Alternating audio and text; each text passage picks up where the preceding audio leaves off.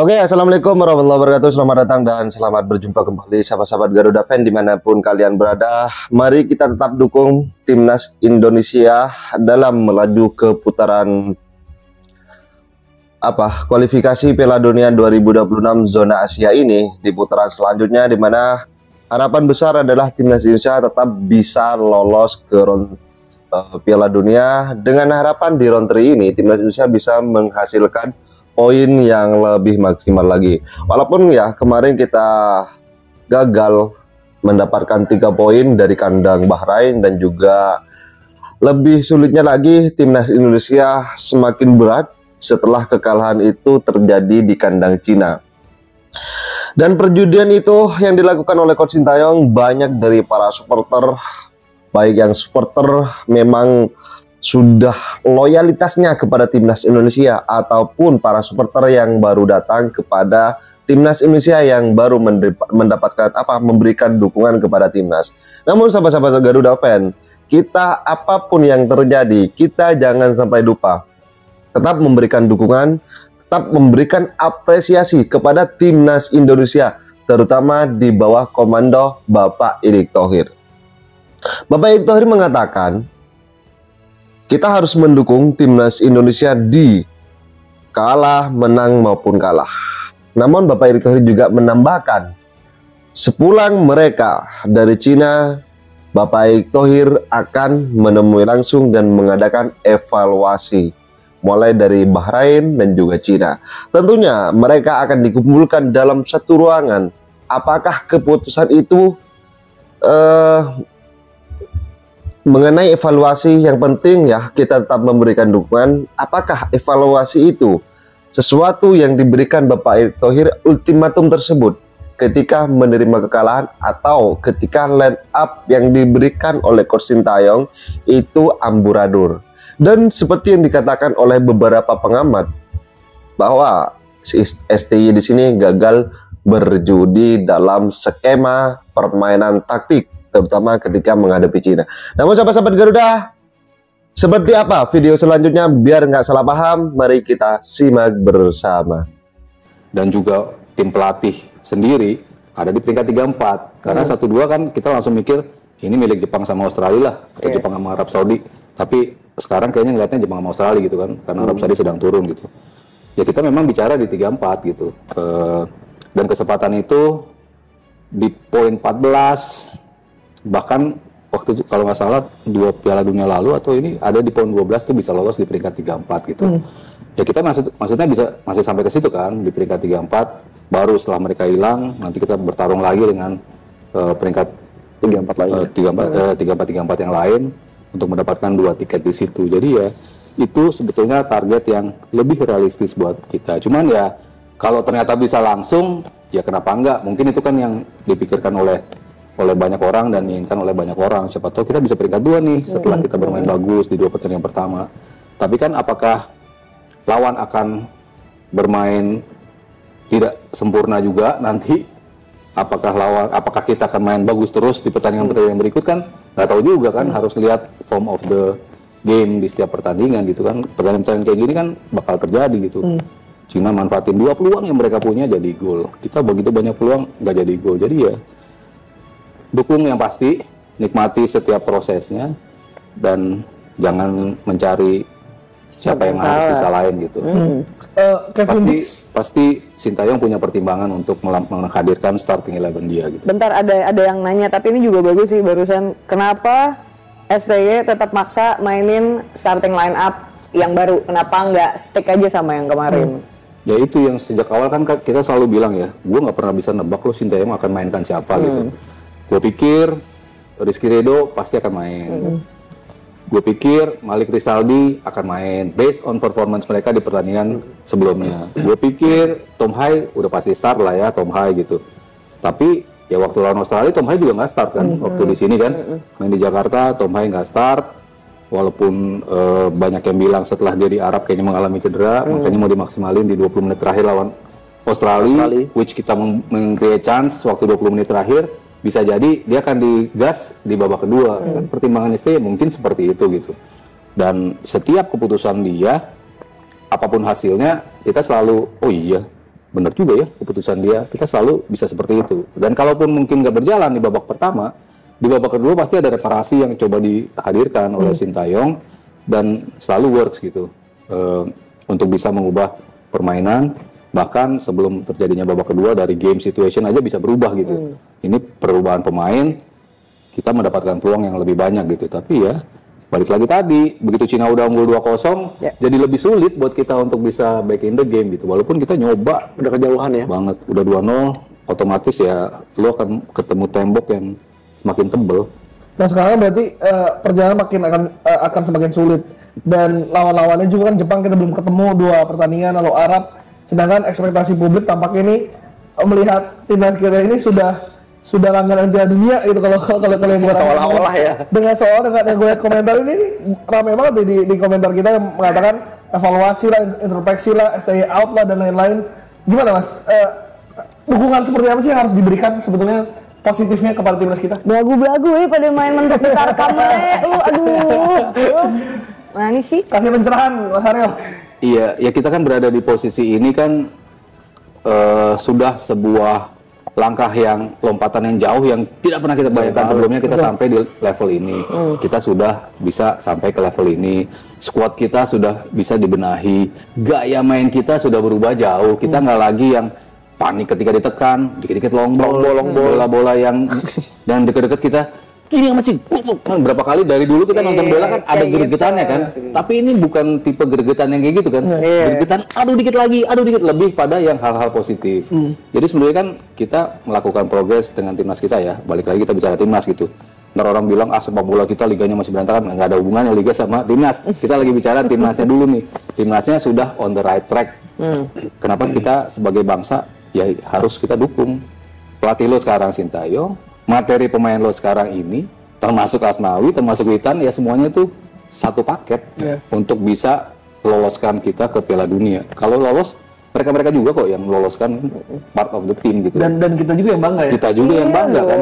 Kalau saling itu, lo gak akan pernah tahu dampak yang akan lo hadirkan dengan mencaci, mengitu, segala macam lah. Terhadap masing-masing individu gitu. Ya memang mereka orang profesional yang bisa ya harusnya bisa melewati itu dengan ya cara mereka lah ya. Cuman kan kita nggak pernah tahu kan. Tetap manusia. Iya, battle yang dihadapi setiap individu kan kita nggak pernah tahu gitu kan. Jadi Jempol-jempol jahat kalian tuh mengganggu psychologically para pemain. Bener-bener urgent untuk diisi pos mana nih?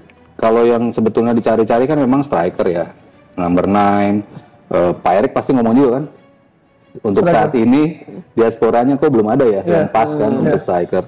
Mungkin dua yang paling sering dihubungkan kan Ole sama Mauro. Mauro udah titik terang kayaknya karena dia udah ngomong bahwa gue mau. Sementara Ole hingga detik ini kan belum pernah ada statement dari dia bahwa dia mau pindah. Sementara yang lebih kita incer sebetulnya si Olenya kan. Si Mauro bagus tapi he's too young gitu kan. Mirip-mirip sama si Raven juga gitu. Lebih muda dikit dari strike gitu, tapi dia tipikal sama-sama bomber sih, sama-sama dua-duanya number 9. Mungkin kalau kita mencari missing link yang masih dibutuhkan, ya memang nomor 9. Dan tengah juga kreatif kayaknya masih butuh ya? Masih belum sempurna juga ya. Maksudnya yang sama dengan Hai kan belum ada ya, yang persis sebagai playmaker, pengatur serangan yang kayak Hai kan nggak ada. Tapi Janner sama Hubner kan masih bisa saling berganti tuh. Janner main, Hubner main, Janner enggak kan sebetulnya sama tuh gayanya. Tipikalnya sama. Ya, tipikalnya sama. Nathan ya versatile bisa di mana-mana gitu. Cuman yang punya kemampuan sekomplit Hai terutama untuk sisi offense ini belum ada yang sama. Jadi ketika dia absen mungkin agak terasa dikit lah perbedaannya ketika dia ada dan nggak ada gitu. Kevin Dix akan kemungkinan akan bermain mungkin masih Maret, tapi kalau misalkan nanti bisa dimainkan melawan Jepang dan Arab Saudi di Jakarta, ini apakah akan memperkuat lini pertahanan kita, Mas? Memperkuat pasti ya. Kalau Dix kan emang levelnya lagi-lagi. Kalau udah bicara pemain yang main di Liga Champions, lawan-lawannya kan City, cuy. Lawannya Foden, Højlund, Kane, tipe-tipe lawan yang biasa dihadapi di Eropa tuh seperti itu. Jadi ya pasti dia punya kemampuan itu. Rotasi pasti juga harus dilakukan karena nggak ada posisi yang otomatis buat setiap pemain. Reinders atau Hilgers tadi ternyata bisa digantikan sama Rido kan, dengan game yang hampir sama bagusnya juga kan. Rido tadi main luar biasa. Rido keren banget. Iya. Dix kan pasti juga bisa menggantikan. If something happens to Itses, ya Dix bisa ada di situ. Verdong kok kayaknya kurang ya kalau dia JB kiri menurut gue ya. Dia lebih bagus di wing kiri gitu, karena dia bisa lebih ekspor ke depannya gitu di CB kiri. Cuman karena dia kidal, mungkin itu yang dibutuhkan Sinteyong di CB kiri. Tapi kalau menurut gua lebih natural posisinya kalau dia di wing kiri gitu. Makanya di posisi itu ya Dix juga bisa masuk di posisi itu. Kalau nggak misalnya kita butuh DM 1, ya dia bisa jadi DM-nya. Sementara yang dua pemain di depannya gitu. Mas Hilgers juga tampaknya kayak belum terlalu ngecun ya? Iya. Belum ngecun ya? Belum ngecun. Lebih ngecun di game pertama ya. Lebih ngecun di game pertama. Pas lawan Bahrain dia kelihatan lebih ngecun. Ya di awal agak shaky dikit, tapi habis itu dia luar biasa. Tadi kan juga kehilangan bola itu gol kan juga ya di posisinya lubang di dia ya. Dia sama Jay. Cuman kan ya ketika semua pemain naik begitu maju, otomatis kan lubangnya lebih lebar di belakang. Jadi ya dua pemain ini akhirnya terekspos gitu. Karena begitu besar area yang harus mereka cover. Rumput terakhir. Kit nggak di level yang optimal yang kita mau gitu performance-nya gitu. Jadi ya minus banget ya. Sayang. Gimana Pak Ido? Peluang selanjutnya gimana? Jepang dulu ya berarti ya. 2 lawan berat loh. Jepang sama Arab Saudi. 15 November. 10-15 10-15. 15 lagi. 10-15 lagi. Kalau salah 10-15 lagi. 15-19. 15-19. Kayaknya 15-19. Iya harusnya. Gue sih kalau ngeliat lawan Arab, gue masih positif menang sih. Lawan Arab. Ya jadi must win game. Yang tadinya seri masih 50-50 ya sekarang ke belakangnya udah pasti must win game tuh. Cina, Bahrain, Arab Saudi, tinggal 3 itu kan. Yang Mas ini rame juga di kolom komentar soal starting 11 yang diturunkan oleh Sintayong. Apakah karena tadi perjalanan jauh, fisik juga cedera yang menimpa timnas kita, menjadi rotasi itu harus dilakukan? Kalau Sandy Walsh kan emang awalnya isunya cedera kan, jadi kenapa posisi kanan akhirnya jatuhnya ke Asnawi. Setelah Jordi Amat, dari awal kan memang isunya Sandy Walsh mengalami cedera, tapi dia ada dalam tim, tapi kita nggak tahu kondisi fisik dia seperti apa, kondisi kaki dia seperti apa untuk bisa tampil sejak start. Dan kalau kita bicara jujur, nggak sejelek gitu Asnawi kan mainnya dia keototannya masih ada, upaya untuk bisa penetrate yang emang harus dilakukan oleh seorang wingback ya seperti itu. Tapi kan nggak melulu mulus untuk one on one lawan orang gitu kan, pemain sekelas Messi lah masih juga suka nyangkut kan bolanya gitu ya, apalagi sekelas Asnawi gitu. Tapi straying berapa kali, jarak antar lini yang akhirnya membuat kita tidak bisa megang bola terlalu lama di lapangan lawan, end passing yang harusnya mungkin bisa nyampe dengan enak, tapi karena jarak terlalu jauh jadi bisa diintercept. Itu mungkin beberapa poin-poin yang layak dikoreksi oleh timnas ya di pertandingan terakhir. Jarak antar lini, kalau starting 11 kita nggak pernah bisa nebak sih STY itu mau nurunin seperti apa kan. Selalu kan kita ngomong kan, kayaknya bakal main begini lah. Kok begini gitu kan. Tapi selama ini kan kita oke aja, dan dia bisa mereparasinya di babak kedua. Tadi kebukti kan, setelah pergantian ada perubahan yang langsung bisa terlihat. Kerasa banget ya. 3 pemain yang wajib kita dimasukkan, pokoknya Tomai harus main duluan dah. Habis itu Marcelino, habis itu inilah langsung 3-3-nya kan. Berarti emang pemain-pemain ini yang diharapkan bisa mampu menghadirkan perubahan. Dan betul mereka bisa menghadirkan perubahan gitu. Terakhir Pratama nih kayaknya butuh nih kan, gitu. Akhirnya nongol juga. Ya kan? Jadi ya emang pemain-pemain yang bakal bisa memberikan impact instan dalam pertandingan udah dimasukkan juga oleh Sintayong. Chance udah berapa kali create mulu, tapi ya itu begitu lo ketinggalan 2-0, lawan tuh pasti akan melakukan segala upaya untuk defense rapat, solid, ulur-ulur waktu, itu udah pasti. Itu di luar kendali kita kan. Mereka tuh pasti akan menerapkan itu. Lo udah unggul kok 2-0 gitu. Ya kita harus lebih kreatif untuk bisa masuk ke dalam lini pertahanan. operan-operan one two yang berapa kali bisa nge-stretch mereka kan, betul kebuka gitu, baru bisa crossing masuk. Tapi kalau begitu lo dapet langsung mau crossing, udah pasti ketutup, mentok, udah pasti lebih gampang untuk dibuang bolanya.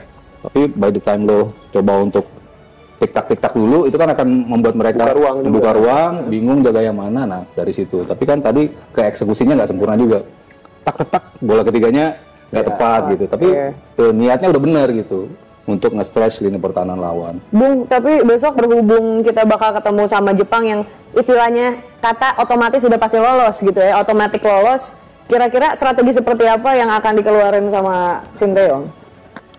Kalau based on di Piala Asia sih, kemarin kita juga kayak nggak ada takutnya juga berbanding lawan. Tapi kan apesnya kita dapat penalti ya di menit-menit awal kan, dapat penalti. Ada satu gol bunuh diri ya kalau nggak salah, sebuah gol yang scrappy gol lah dari belakang gitu. Jadi gol-golnya pun juga sebetulnya nggak meyakinkan, walaupun kita didominasi total oleh mereka. Tapi ya Sintayong kan gitu, kalau dapat lawan yang menekan, kadang-kadang dia bagusnya dalam transisinya itu kan. Yaitu harapan kita sih. Ya semoga yang gua bilang Jepang bakal ngalahin kita 2 kali, ya moga-moga salah deh. Semoga kita bisa menang ya. Amin. 2 home game. Ganti statement lo sekarang juga. Saudi 6 poin ya. Taunya, yang tadinya kita pikir ini banyak yang bilang ini 6 poin, taunya malah 6 poinnya lawan Arab sama Jepang. Wow. Amin. Karena kita ancam kita nggak beli produk Jepang. Gak jalan-jalan ke Jepang. Susah juga kayaknya sih. Mobil Jepang jangan dibeli. Gitu. Bagus. Sebetulnya kan tiga pertandingan kemarin kita Ya harapan ya pasti harus mau nggak mau kan. Lo dalam posisi yang masukin situation yang tadinya mungkin lo nggak wajib menang lawan Arab Saudi, tapi sekarang jadi wajib menang gitu kan. Ya tiga laga home lah menurut gua yang pasti kita harus menang tuh itu Arab Saudi, Jepang, Bahrain sama Cina. Itu 3 yang kalau 9 tambah 3 baru 12 ya. Ya susah, satu lagi mau lawan Jepang atau Australia. wah, Australia tandang kayaknya berat. Heavy. Di atas kertas ya. Seri deh bisa. Kita bicara di atas kertas. Kemarin tuh seri. Siapa yang Iya. tahu? Kita di atas kertas kan susah gitu untuk menang away di Australia. Di atas kertas susah juga untuk menang home away lawan Jepang. Tapi who knows gitu ya. Tiba-tiba ada keajaiban, Kejutan. bermain. Tapi ini kita tuh belum pernah kalah kan? Sebelumnya Ini first time First kita time kita kalah kalah, nih. first time kita kalah di round 3 ya. di round 3. Walaupun yang jago-jago kudu ngerasain kalah juga dikit. Iya. Dikit aja. So ini mainnya Oke, sahabat-sahabat Garuda, bagaimana tanggapan kalian? Silahkan ditulis di kolom komentar. Dan jangan lupa like dan subscribe channel ini agar kalian tidak ketinggalan informasi penting khususnya Timnas Indonesia. Salam sepak bola keren, salam sepak bola bersih bersama Bapak Erick Thohir, Timnas Garuda Jaya. Bersama saya, salam olahraga.